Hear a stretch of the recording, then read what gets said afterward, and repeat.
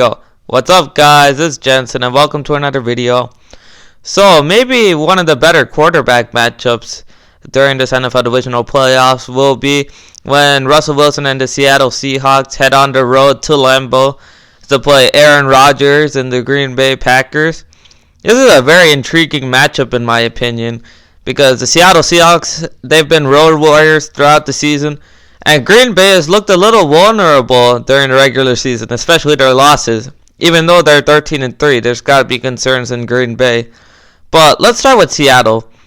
Obviously, it was a hard-earned win on the road at Philadelphia. That's never an easy place to win at. And Russell Wilson, he didn't play great, but he played good enough for them to win. I'm not concerned about Russell Wilson, though. This guy's a magician. I know that the Packers on defense, they have the Smith brothers, Zadarius Smith, Preston Smith, and those guys are obviously a formidable force on the pass rushing end. But Russell Wilson, with his elusive ability, I really don't think the pass rush is really going to affect him. Definitely keys to the game are going to be Tyler Lockett and DK Metcalf making splash plays down the field. Especially Metcalf, though, because I really saw Metcalf really play well against Philadelphia. Even though Philadelphia doesn't really have that many great corners, you can argue that Green Bay with Jair Alexander leading the way, that's a very young secondary. They can be burned because they're a little inconsistent every once in a while. So really DK Metcalf has to step up. He's going to have to make some splash plays down the field. But he's not my X factor. That's going to be Travis Homer. We all know that Seattle, they like to run the ball, which is a little weird considering they have Russell Wilson, not going to lie, but it has worked for most of the year, and Travis Homer's got to step up. I know that Philadelphia is one of the better run-stopping crews in the NFL, but 11 carries on 12 yards ain't going to cut it. And I know people like to talk about Marshawn Lynch, but this is a 33-year-old Marshawn Lynch. Clearly doesn't have the same type of splash. He's still good around the goal line, but he's more of a goal line back than a legitimate workhorse back at this point. But Homer, this is the same guy that we saw against San Francisco, 10 carries for 62 yards and 5 catches out of the backfield. That's the type of guy that Seattle's going to need when they head to Green Bay, especially against a defense that we can say is good but not great. Nevertheless, though, Seattle, we know how much they struggle when they don't have their run game going. Homer's going to have to step up. And that offensive line, they've been playing good throughout the year, but we always know that with Seattle, there's been offensive line concerns for the past couple years, so that they're going to have to protect Russell Wilson, give him some time to make splash plays on the field. And obviously, Jacob Hollister, too, he's been one of the better tight ends, actually, when we're talking about receiving in the NFL this year. Certainly, he's going to have to make a couple plays.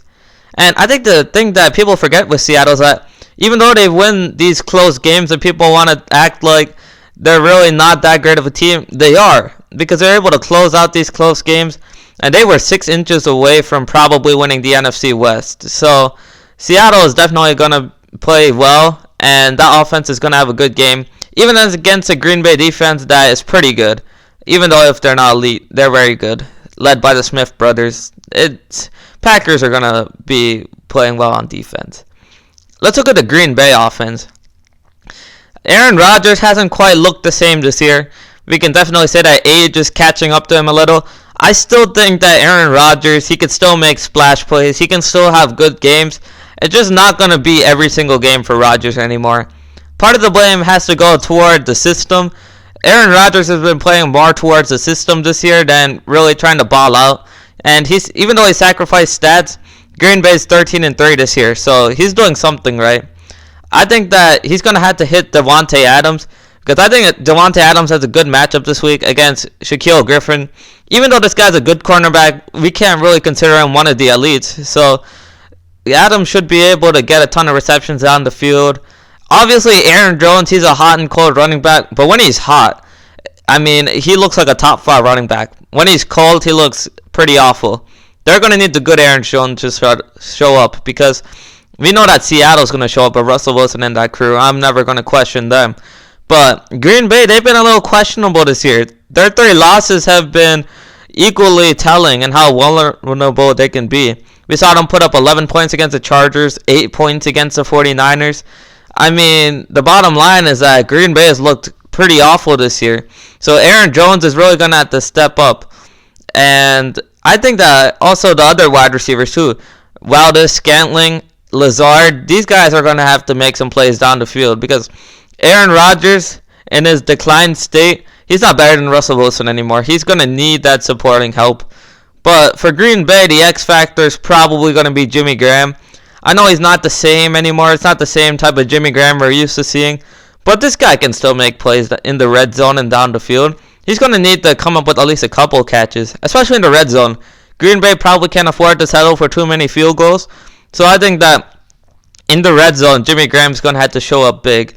The way we saw Kyle Rudolph make the reception for the Vikings last week, they need Jimmy Graham to show up and play well in the red zone. Anyways, when I look at this matchup, I really do see a Green Bay win, but it's going to be a close game. I'm picking Green Bay to win 27-24.